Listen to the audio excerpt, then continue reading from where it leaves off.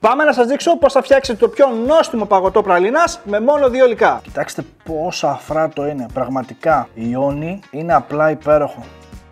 Θα χρειαστείτε ένα μπολ και θα ρίξετε 600 γραμμάρια παγωμένη κρέμα γάλακτος με 35% λιπαρά ή 2,5 κούπες των 250 ml. Με ένα μίξερ χειρός θα χτυπήσετε πάρα πολύ καλά μέχρι να έχετε την υφή του γιαουρτιού. Και θα ρίξετε 400 γραμμάρια πραλίνα σοκολάτας ή 2 κούπες.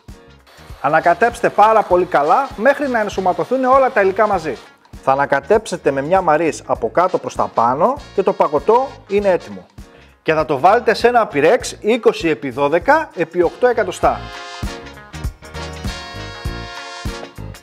Απλώνετε καλά την επάνω επιφάνεια με μια μαρίς.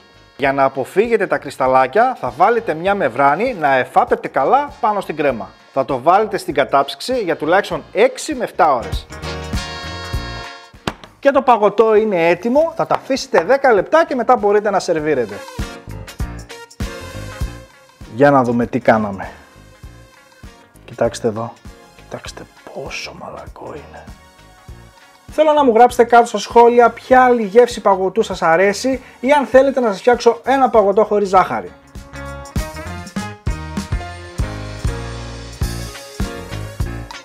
Λίγο σιρόπι. Και λίγο δυόσμο για την ομορφιά.